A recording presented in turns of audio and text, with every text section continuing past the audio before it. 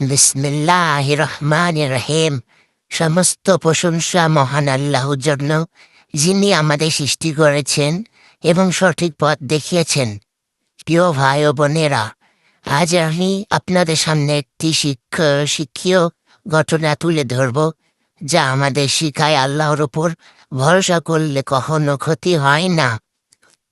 অনেক দিন আগের কথা, একটি ছোট্ট গ্রামে বাস করত এক যুবক। তার নাম ছিল ইউসুফ। সে ছিল খুব গরিব, কিন্তু ইমানে ছিল অনেক ধনী। সে কখনো নামাজ ছাড়ত না।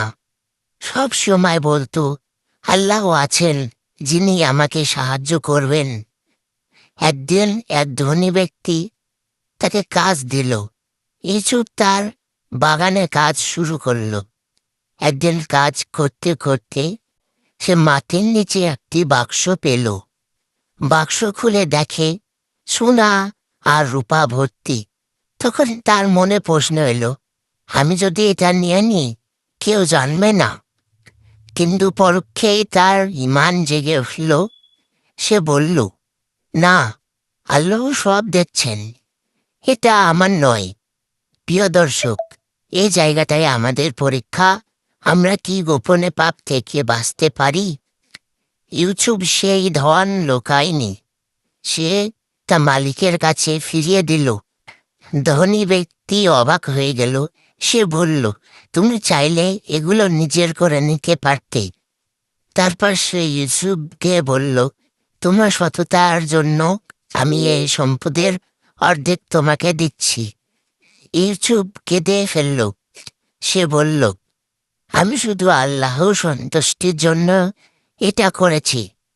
প্রিয় ভাই ও বোনেরা, দেখুন আল্লাহ কিভাবে প্রতিদান দেন। আপনি যদি হারাম থেকে নিজেকে বাঁচান, আপনি যদি সততা বাঁচান রাখেন, আপনি যদি আল্লাহর ওপর ভরসা করেন, তাহলে আল্লাহ আপনাকে এমন জায়গায় থেকে রিজিক দিবেন যা আপনি কল্পনায় করতে পারবেন না। আল্লাহ তাআলা বলেন, যে আল্লাহকে ভয় করে, আল্লাহ তার জন্য বের হওয়ার পথ করে দেন।